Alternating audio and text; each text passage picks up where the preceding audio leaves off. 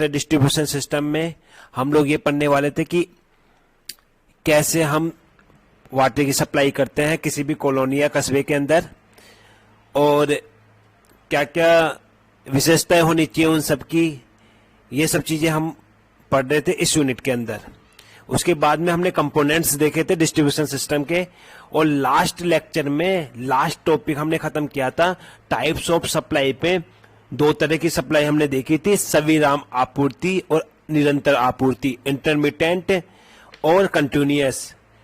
ठीक है, और मैंने बताया भी था कि जैसे कि जहां पे पानी की स्कैर्सिटी होती है, जहां पे पानी की कमी होती है, वहां पे जनरली इंटरमिटेंट सप्लाई ही अपनाई जाती है, जैसे कि जयपुर, अजमेर, टोंक, इस टाइप के जिले डिस्ट्रिक्ट है उनमें। और जैसे तुम्हारे बांसवाड़ा, प्रतापगढ़, डूंगरपुर, इन डिस्ट्रिक्ट्स में जनरली कंटिन्यूअस सप्लाई का टाइप्स अपनाया जाता है। तो ये हमने सब लास्ट लेक्चर के अंदर देख लिया था।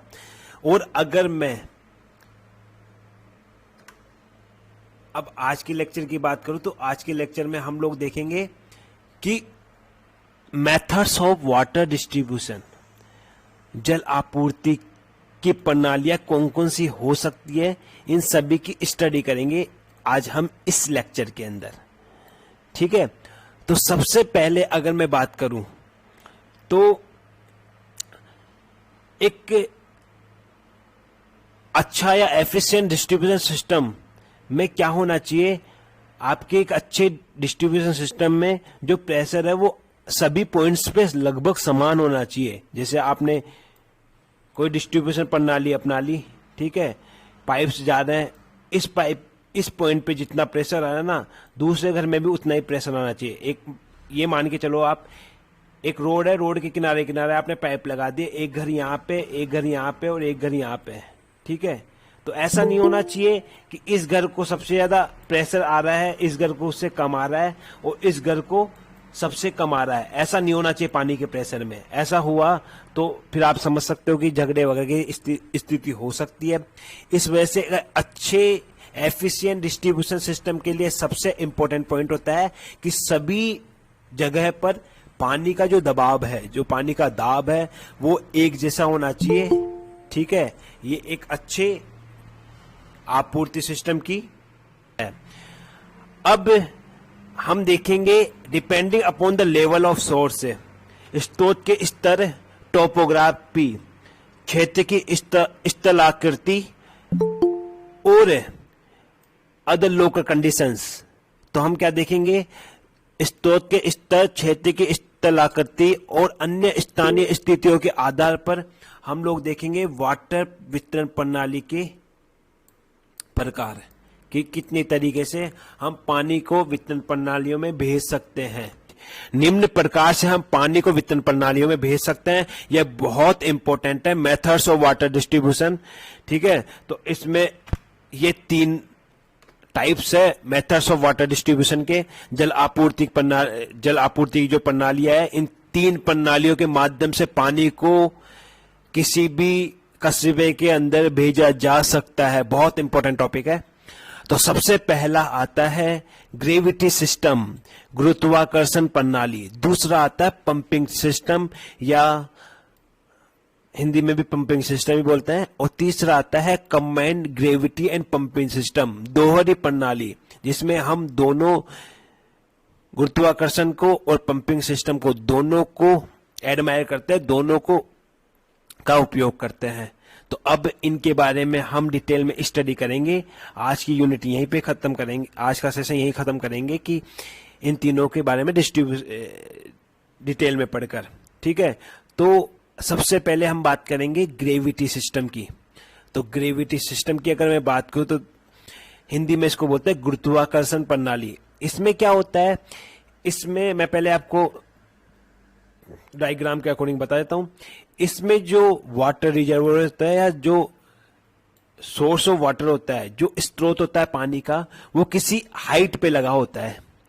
तो हाइट पे कैसे होगा, या तो जो सोर्स हमें मिला है वो किसी पहाड़ के ऊपर हो, एक कंडीशन तो ये हो जाती है, या फिर कोई सर्विस रिजर्वोयर बना हो पहाड़ के ऊपर, या फिर कोई डैम वगैरह पहाड़ के किनारे बना हो। इन तीनों तरह की कंडीशन में आपका जो वाटर रिजर्वर है वो हाइट पे होगा। उसके बाद में उसको ट्रीटमेंट वाटर प्लांट के अंदर भेजा जाएगा, वहां पे वो ट्रीट होगा, उसके बाद में वाटर सप्लाई के लिए भेज दिया जाएगा। तो इस पूरे सिस्टम में आप देख सकते हो कहीं पर भी पंप की का यूज नहीं हो रहा है। जो भी पानी जा रहा है वो पूर्ण रूप से गुरुत्वाकर्षण की वजह से जा रहा है। ठीक है, तो सबसे पहले पॉइंट की मैं बात करूं तो ये तभी उपयुक्त होता है जब आपका जो स्रोत है आपूर्ति का वो एक पर्याप्त ऊंचाई के ऊपर हो। Suitable when the source of supply is at sufficient height. तो सबसे पहला पॉइंट आपका ये पड़ता है। सबसे रिलायबल और सबसे इकोनॉमिकल डिस्ट्रीब्यूशन सिस्टम है। क्यों? क्योंकि इसमें आपको किसी प्रकार की बिजली की आवश्यकता नहीं पड़ रही, किसी प्रकार की एनर्जी की आवश्यकता नहीं पड़ रही है। तो मोस्ट रिलायबल, मोस्ट विश्वसनीय और मोस्ट इकोनॉमिकल डिस्ट्रीब्यूशन सिस्टम है आपका ग्रेविटी सिस्टम। लेकिन इसमें कुछ कमियां भी रह जाती है। क्या होता है कि इसमें उपभोक्ता तक सिर्फ एक न्यूनतम जो उसको आवश्यक है ना, उतना ही शीर्ष, उतना ही हेड उस तक पहुंचता है पानी का, मतलब जितना उसको आवश्यकता उतना ही पहुंचता है।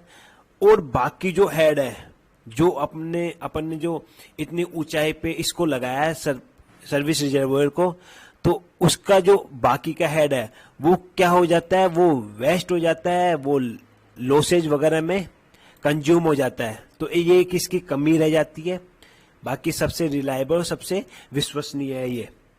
ठीक है, ग्रेविटी सिस्टम। तो इसके अंदर अब मैंने आपको अभी बताया भी था कि जो सर्विस रिजर्वोयर है और जो वाटर रिजर्वोयर है उसको ऊंचाई पे रखा जाता है। और क्योंकि सोर्स ऑफ वाटर ही आपको ऊंचाई पे मिला है यहाँ पे, आप ये नहीं कि सोर्स ऑफ वाटर आपको नीचे मिला हो और पंपिंग के थ्रू आप इसको ऊपर लेके जा रहे हो, नहीं, इसमें ऐसा नहीं होता है। इसमें जो आपका जो सोर्स ऑफ वाटर है वो ऊंचाई पर ही मिलता है और वहां से फिर पानी को गुरुत्वाकर्षण के थ्रू ही वाटर ट्रीटमेंट प्लांट और वहां से फिर टाउन के अंदर भेजा जाता है। तो इसमें किसी प्रकार की एनर्जी का यूज नहीं हो रहा है, किसी प्रकार की लाइट का, किसी प्रकार की विद्युत आपूर्ति नहीं दी जा रही है। ठीक है, तो मोस्ट इकोनॉमिकल सिस्टम हो गया आपका गुरुत्वाकर्षण प्रणाली। ठीक है, इसके बाद में सेकंड नंबर पे आती है आपकी पंपिंग सिस्टम या पंपिंग प्रणाली। तो पंपिंग प्रणाली में क्या होता है, इसमें जो ट्रीटेड वाटर होता है वो कहीं पर भी स्टोर नहीं किया जाता है, कहीं पर भी स्टोर नहीं किया जाता है। डायरेक्ट वाटर सप्लाई कहाँ कर दी जाती है, कस्बे के अंदर कर दी जाती है। तो किसके थ्रू की जाती है, ये पंप्स के थ्रू की जाती है। तो इसको बिना भंडारण वाली पंपिंग प्रणाली भी कहते हैं। तो it also called pumping without storage system, बिना स्टोरेज सिस्टम के पंपिंग प्रणाली भी इसको कहा जाता है। ठीक है, अब चूंकि इसमें ना, अब आप वाटर को यहां से उठाए और आपको ऊंचे क्षेत्रों में भी अगर पानी भेजना है तो आपको क्या करना पड़ेगा, पंप्स का यूज करना पड़ेगा। और पंप्स का यूज करना पड़ेगा तो आपको काफी महंगे पंप्स, हाई लिफ्ट वाले पंप आपको जरूरत पड़ेंगे पानी को सप्लाई करने के लिए। तो इस वजह से ये जनरली नहीं यूज किया जाता है। क्यों? क्योंकि महंगा साबित हो सकता है, ये इकोनॉमिकल नहीं होता है। और एक और इसकी जो डिसएडवांटेज या हानि है वो ये है कि अगर वाटर सप्लाई उस क्षेत्र में नहीं है तो फिर यह वहां पे उस क्षेत्र में पानी की आपूर्ति नहीं हो पाती है और पानी की आपूर्ति रुक जाती है। तो ये एक बहुत बड़ी कमी है इस सिस्टम की, इसलिए जनरली इसको नहीं यूज किया जाता है। This method is not generally used. ठीक है, तो आपका सेकेंड सिस्टम हो गया पंपिंग सिस्टम। मैं इसको डायग्राम के थ्रू बताऊं तो यहाँ पे सोर्स ऑफ वाटर था, इसको पंप्स इनटेक के अंदर वाटर को लिया गया, वहां से फिर वाटर को ट्रीट करके और पंप हाउस के अंदर भेजा गया और पंप हाउस से पंप्स के थ्रू पानी को जहां भी रिक्वायर, कस्बा है या टाउन है या गांव है, विलेज है, उन सभी में पहुंचा दिया जाता है। तो इसमें टोटल वर्क किसका होता है, पंप हाउस का होता है और पंपिंग के थ्रू पानी आगे जाता है। तो इसमें समस्या क्या है, इसमें समस्या यह है कि अगर पंप हाउस को अगर एनर्जी नहीं मिली, विद्युत आपूर्ति नहीं मिली, तो पानी की आपूर्ति नहीं हो पाती है। तो एक तो इसकी यह कमी है। दूसरी यह कमी है कि आपको हाई लिफ्ट्स वाले पंप की आवश्यकता पड़ती है, जिस वजह से ये महंगा सौदा होता है एक तरह का। तो इस वजह से जनरली इसको नहीं यूज किया जाता है पंपिंग सिस्टम ऑफ डिस्ट्रीब्यूशन को। इसके बाद में आपके लास्ट जो टाइप आता है, जो मेथड्स आता है, वो है कंबाइंड सिस्टम, दोहरी प्रणाली। तीसरा सिस्टम है ये। इसमें दोहरी प्रणाली में हम ग्रेविटी और पंपिंग दोनों का इस्तेमाल करते हैं। तो पहले मैं आपको डायग्राम के थ्रू बता देता हूं। इसमें क्या करते हैं जनरली, इसमें जो वाटर होता है, सोर्स से वाटर को लिफ्ट किया जाता है पंप्स के थ्रू, और पंप्स के थ्रू स्टोर किया जाता है एक रिजर्वोयर में, जो कि एक हाइट पे लगा होता है। वाटर रिजर्वोयर के अंदर स्टोर किया जाता है। तो जनरली पंप्स वगैरह यूज करके, मोटर वगैरह यूज करके पानी को छड़ाया जाएगा एक रिजर्वोयर में, एक टंकी के अंदर, और वहां से फिर सप्लाई किया जाता है कस्बे के अंदर ग्रेविटी माध्यम से। तो अब यहां पे आप सोच सकते हो कि अगर बिजली की आपूर्ति भी नहीं है और रिजर्वोयर भरा हुआ है, तो उस कंडीशन में जनरली पानी की सप्लाई रुकती नहीं है। इस कंडीशन में हमारे पास और डायग्राम है, बताएंगे। पहले हम पॉइंट्स पे जाते हैं। तो सबसे पहला पॉइंट है मोस्ट कॉमन सिस्टम, सबसे सामान्य प्रणाली जो कि सबसे ज्यादा यूज की जाती है। इसमें क्या किया जाता है, इसमें ट्रीटेड वाटर को पंप किया जाता है, किसमें, एक एलिवेटेड डिस्ट्रीब्यूशन रिजर्वोयर में, और वहां पे इसको स्टोर कर दिया जाता है। तो उपचारित पानी को पंप करके ऊंचे वितरण जलाशय में संग्रहित किया जाता है, सबसे पहला काम होता है। और फिर उसके बाद में गुरुत्वाकर्षण प्रणाली के थ्रू उपभोक्ताओं को आपूर्ति कर दी जाती है। ठीक है। इसका एक और बहुत अच्छा एडवांटेज क्या है, इसमें क्या होता है कि जैसे मान लो कोई टाइम पे कम मांग है, आवश्यकता कम है पानी की, और उस स्थिति में पानी तो क्योंकि जलाशय में तो उतना ही जाएगा, तो उस स्थिति में जलाशय में पानी जमा हो जाता है। अब कभी कभी उच्च मांग पड़ती है, कभी कभी हाई डिमांड रहती है, उस टाइम पे जो पानी में एक्स्ट्रा स्टोर वाटर है उसकी आपूर्ति कर दी जाती है। जैसे फॉर एग्जांपल आपका रिजर्वोयर है 2 लाख लीटर का, 2 लाख लीटर का है, और आपको कस्बे में पानी की आवश्यकता पड़ती है 1 लाख लीटर की, तो आपके इसके अंदर स्टोर रहेगा 1 लाख लीटर।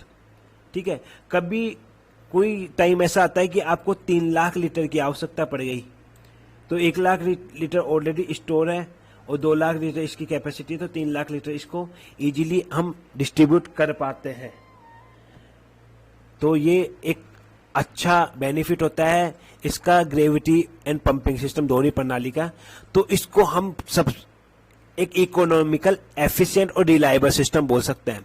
मोस्ट इकोनॉमिकल तो आपका ग्रेविटी सिस्टम रहता है, लेकिन ये एक इकोनॉमिकल, एफिशिएंट और रिलायबल, किफायती, कुशल और विश्वसनीय सिस्टम आपका हो जाता है combined system, gravity and pumping system. तो मैं इसमें और डायग्राम आपको बताऊं तो यहाँ पे आप देख सकते हो, ये सोर्स ऑफ वाटर था। सोर्स ऑफ वाटर को पंपिंग स्टेशन के थ्रू एक एलिवेटेड रिजर्वोयर के अंदर स्टोर किया जाता है, और फिर वहां से सप्लाई कर दिया जाता है गुरुत्वाकर्षण प्रणाली के थ्रू। ठीक है। ये कस्बा था, उसके अंदर सप्लाई कर दिया गया। तो ये एक दोहरी प्रणाली का एग्जाम्पल है, और ये एग्जाम्पल आप अपनी कॉलेज के अंदर भी देख सकते हैं। आपकी कॉलेज में भी एक सर्विस रिजर्वोयर टंकी बनी हुई है, पंपिंग स्टेशन है, पंपिंग स्टेशन से टंकी के अंदर पानी जाता है, और फिर इसके थ्रू जब लाइट नहीं भी आ रही हो उस कंडीशन में भी पानी सप्लाई कर दिया जाता है। तो ये भी एक डायग्राम है, एक स्केच डायग्राम है, जो कि आप अपने नोटबुक के अंदर बड़े इजीली बना सकते हो। ये सोर्स ऑफ वाटर है, पंपिंग स्टेशन है, पंपिंग इंटेक है, पंपिंग इंटेक से पंप हाउस है, पंप हाउस के थ्रू पानी सप्लाई हो रहा है रिजर्वोयर में। यहाँ पे आप देख सकते हो पानी रिजर्वोयर के साथ साथ में कस्बे में भी सप्लाई हो रहा है। तो ऐसा भी किया जाता है जनरली, जैसा कि आपके कॉलेज में भी यही सिस्टम है। कस्बे कॉलेज में, पूरी कॉलेज में भी डायरेक्ट पंप के थ्रू भी और रिजर्वोयर के थ्रू भी, दोनों के थ्रू पानी को सप्लाई कर दिया जाता है। तो आज के लिए इतना ही। जय हिंद, जय भारत। आपको समझ में आया होगा।